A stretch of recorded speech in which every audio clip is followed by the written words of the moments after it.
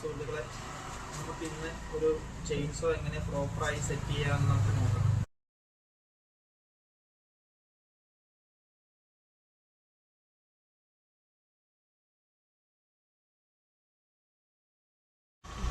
ഇതിനകത്തിപ്പോൾ നമ്മുടെ ഒരു എഞ്ചിനുണ്ടാവും, ഗൈഡ് ബാർ ഉണ്ടാവും, ഗൈഡ് ബാറിൻ്റെ കവറ്, ബ്രേക്ക് അസംബ്ലി, ചെയിൻ ഉണ്ടാവും, പിന്നെ അതിൻ്റെ കുറച്ച് ആക്സറീസും കാര്യങ്ങളുണ്ടാവും.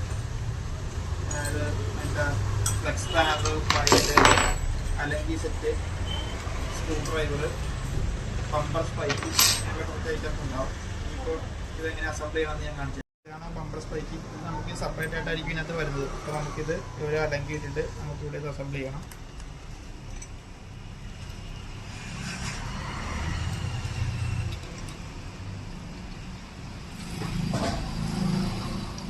ഇത് രണ്ടും നമുക്ക് നല്ലപോലെ വേണം അസംബിൾ ചെയ്യാൻ വേണ്ടിയിട്ട്. നല്ലപോലെ ടൈറ്റ് ചെയ്യണം. ഓവർ ടൈറ്റ് ചെയ്യേണ്ട, ആവശ്യത്തിന് ടൈറ്റ് ചെയ്താൽ മതി. ഇനി നമുക്ക് ചെയിൻ കുത്തിരിടാം. അപ്പോൾ ആദ്യം തന്നെ അതിൻ്റെ ഗൈഡ് ബാർ എടുക്കുക. കറക്റ്റായിട്ട് ഇത് ഇങ്ങനെ കൊണ്ടുവന്ന് ഇങ്ങനെ വെച്ചിട്ടുണ്ടെങ്കിൽ അനങ്ങാതെ ഇവിടെ ഇരുന്നോളൂ. അതിനുശേഷം ചെയിൻ എടുക്കുക.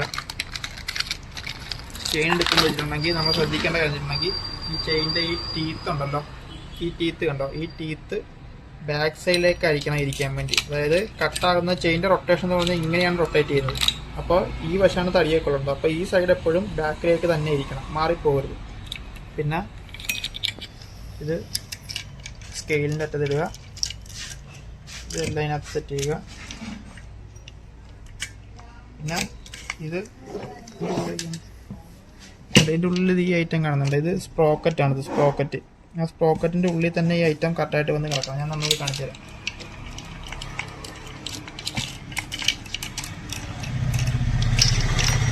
ഇത് കണ്ട, ആ കെട്ടുപാട് കണ്ട, അതാണ് സ്പ്രോക്കറ്റ്. അതിൻ്റെ ഉള്ളിൽ വേണം ഈ ചെയിൻ കറക്റ്റായിട്ട് കിടക്കാൻ വേണ്ടിയിട്ട്. അതങ്ങനെ സെറ്റ് ചെയ്യുക.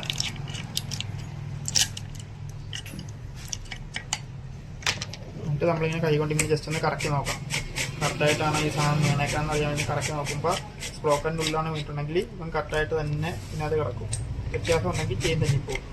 അതിനുശേഷം ഇതാണ് ബ്രേക്ക്.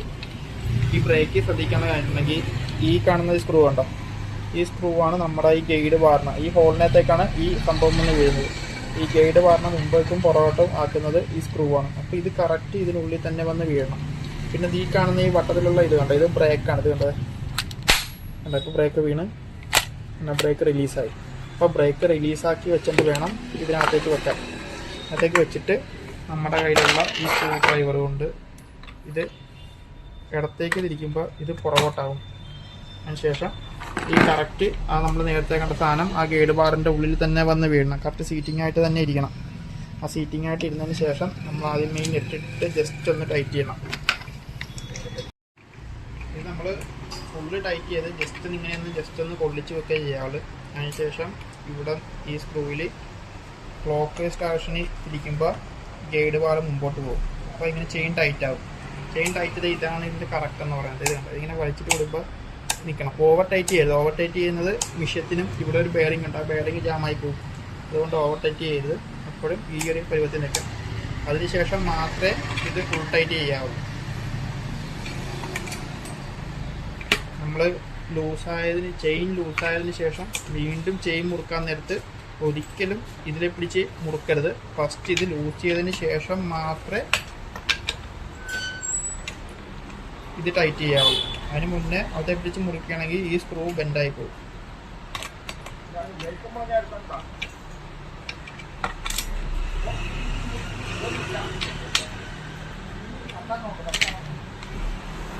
ഇത്രയുള്ള നമ്മൾ ചെയിൻസോ സെറ്റ് ചെയ്തിരിക്കുകയാണ്. Thank you.